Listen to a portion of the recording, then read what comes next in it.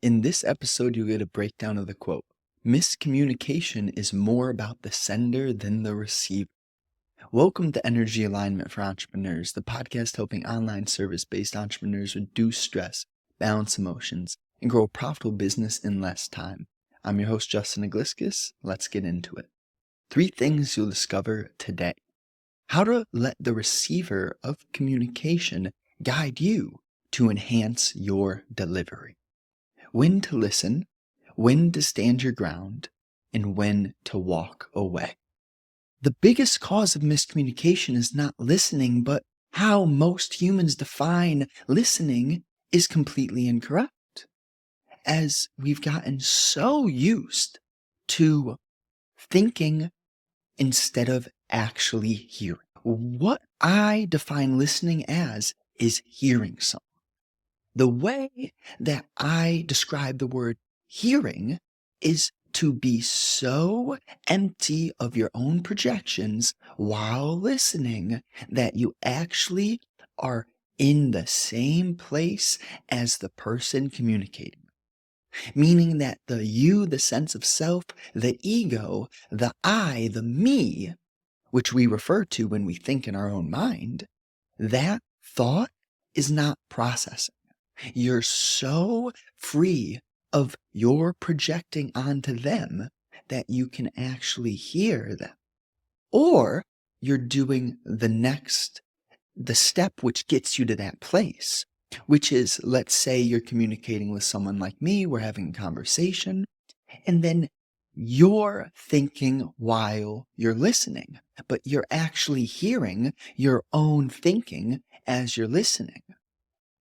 That is a step, because this means that you're at least beginning to be aware of that process which cuts off real communication, true communion. You have to be able to listen to let compassion into your heart. Because if you can't actually hear where they're standing, how would you be able to have compassion for them, right?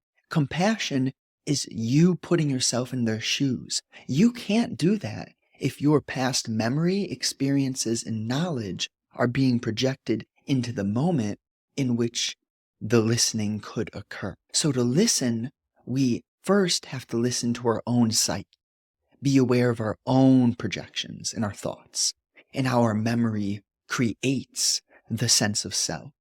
And if you can cut through the sense of self, then you can enter the new realist realm, which is still in the material world, but you're on a new wavelength. And that means that you can hear someone and create space. So when you listen to them, it's almost easier for them to get to the root that they need to get to. Now, I'm speaking to you in the context that we're at least a little bit aware. There are many people who just, good Lord, I don't know when this work will start for them, but that's not for me to control. So therefore, I don't place any judgment on those individuals who may seem to be extraordinarily disconnected from a source. That's okay, right? They're on their own path. And this is part of listening to yourself, is noticing your own judgments, right? And so I'm not above anyone, and I just clarify that for both me and you. Now, when to listen, when to stand your ground, and when to walk away, right? Because if we're talking about miscommunication, one of the biggest pitfalls is like guilt and shame keeping you communicating when there isn't any clarity to be had. Like, that's when you need to walk away. If you're in a situation, I'll tell you a little story from yesterday. This was beautiful. And the context is my sister comes home and she feels a certain way, and I'm smooth, so I feel a certain way too. And there was a conflict between her and I in terms of she wasn't as smooth as I, and I wasn't as rigid as her. So therefore there's a conflict. And I just gave her a little jab, a gentle jab, and I said, well, that's your perspective. And I went to the bathroom. A few minutes later, I could tell she was fuming. She was in her room yelling. And I opened the door. And when I opened the door, she's fuming at me, actually. But it wasn't, here, we'll pause, we'll go slow. Because my old thought process would be guilt and shame and fear, right? I created that in her. But the realization of actually communicating with yourself clearly is that I had the space to stand in that room, even though she was fuming at me, and not send back what she was sending. So she's mad, she's angry. That's just a word. I'm not actually like judging her. I'm using language to describe something which is energy in motion, emotion. And so as this is going on, I'm just listening, right? She says a few personal things that are attacking me, but I know that she's not really meaning to attack me, so therefore I keep listening. I don't get offended. I can feel what she's feeling, sure. I could feel the lack of space, the tension, but I let it move. I just noticed it and let it be there. And as I keep listening to her, I ask her just a gentle question like, oh, it was that phrase that kind of made you feel that way? She was like, yeah. And then she kept going, kept going. And I gave her space. I listened. And I really listened. I wasn't projecting. I was just listening. And then we get to a place in the conversation where I can feel she's starting to loosen up, the thing's starting to dissipate. And I just go over on one knee and I just hold her. And this was a little bit after I implied to her, like, what's happening there is I'm just gently probing you. I'm giving you a challenge, Liv, because I love you. I'm giving you a challenge that I can't give most people because I know they're not even aware enough to receive the challenge. And so that sometimes you'll see yourself be used. If you're truly connected, you'll see yourself be used as an instrument to trigger and release things in others. But then the favorite part for me is that I both triggered it and created the space with her to dissolve it. That created a spiritual, a real, a honest joy in my heart that is so priceless. That's the meaning to life. If I'm going to tell you it right now, I'm not saying it's that situation, that context with your sister. That's the logical mind being like, oh yeah, details. No, the point is the joy that's derived from real presence. Okay. Now I digress, but that story, I feel at least one person, if that story hit you in your heart, just one of you, let's go. That's what this is about.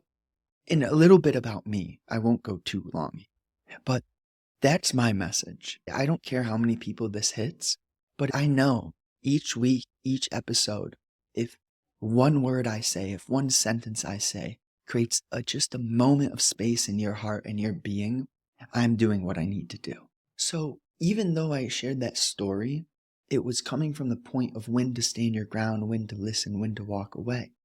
And intuitively, that was a when to walk away and then when to listen.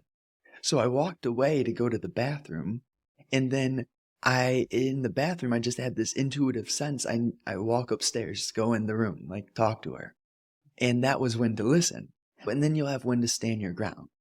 And this is intuitive, but you got to sector it out just a little bit.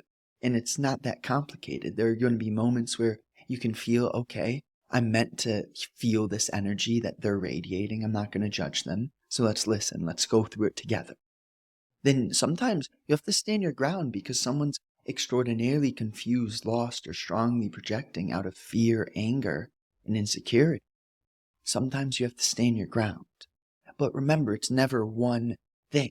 Like you might stand your ground for a second and then listen for a second and then walk away, right? So sometimes that's how it works. This isn't the type of thing that I can just say, do this, do this, do this, because we're talking about real intelligence, wisdom, and truth, which is inherently in your being. So I'm not teaching you. I'm just maybe sharing something that you need to hear to teach yourself. The only thing I can do for you is give you a spark potentially, right? But that spark could be fruitful because if you run with the spark, then it's your flame, right? I can't give you my flame, but I could spark you and then see if you're strong enough to keep your flame going. Now, how to let the receiver of communication guide you to enhance your delivery. And this is really, let's tie it into the quote as well, because miscommunication is more about the sender than the receiver. So what we have to kind of understand is that if you're in a limited space, you are the projector, you're the sender. But the place that you actually are more naturally going to flourish through is being the receiver, being the one who is open. And the cool thing about this, as a man who is aggressive, like I've been an athlete, I played football, I've hit people hard, jujitsu, boxing, like I can kill some people. Not everyone, right? I know there's John Jones, but I could kill some people. That being said, that gives me the material confidence to be the receiver more often, right? Because then I know I've got myself taken care of. So this life is not about you. This life is about humanity. And when you start to realize that there's nothing more important to a human being than being heard and understood, like in their heart, no matter if they're a felon and they've killed and murdered people, or if they're a loving mother who's over-coddled their kids, or a professor who's dived deep into the realm of logic and has disconnected his heart from source. When you are capable of surrendering and stopping the need to be the one who is always listened to, but to be the one who actually understands, right? There's this prayer, Lord, God, Allah, Buddha, whatever your thing is, Lord, help me to understand, not to be understood. This life is so much more about feeling, creating space, and through a deeper awareness, a connection to the source, letting that open your heart so that you share that with the world. Because obviously, technologically, especially with AI, our logical mind is not going to be more powerful than the supercomputers, okay? But there's one thing that the supercomputers can never have, and that's consciousness. That's source connection. That's the ability to notice that you're both the clouds and the sky. But the sky is what you really are, but the clouds is what it really feels like you are. Can you notice how the clouds arise? Can you see what feelings and energy the clouds bring? So I'll leave you with that. And let's hop into the recap. We'll start with what the biggest cause of miscommunication truly is. And we all have our ideas, our past, our tradition, and so on. But you need to question all that. You can't actually listen when you're thinking in relationship to what you're hearing. Learn to listen without thought. Just listen, and then when it's time to speak, you can flow. Word by word, moment by moment. Now, when to listen, when to stand your ground, and when to walk away. If the conversation is open or somewhat neutral, then it'll probably be best to listen. Honestly, listening needs to be the priority until you realize the conversation has no space for change. Only then do you state a fact or stand your ground and naturally understand it's time to exit. Let listening be the ground you stand on 99% of the time. So, how to let the receiver of communication guide you to enhance your delivery. Clear communication is founded upon listening. Who said that? As you listen to your mind's own reactions to what you're hearing, you'll get clearer and clearer on what corrupts you from communicating with a pure, honest, and open essence. Cool. Yeah? Summary. The three main causes of miscommunication are not paying attention to the subconscious communication of the person you're speaking to, thinking while in a conversation, not actually listening, but just merely thinking to respond. It's very shallow, very shallow. Not questioning your own projections the moment they arise. If you notice and pay attention to your own projections, you'll naturally learn, and the conditioning which creates the projections can fall away. I appreciate you guys, really. Thank you so much. All this needs to do is hit one of you. One of you. Thank you for listening. Now, new episodes are out Monday, Thursday, 10 a.m. Eastern Time. And I'm working on a new offer. Essentially, this is for online entrepreneurs. And I think what I'll do is I'll link you the document in the description so you can read a bit and see if you're interested, see if it resonates with you. But yeah, I'll do that. Speak soon. Share it with a friend if you enjoy and you know someone who you think it would be valuable for. Really, big hug. Let's go.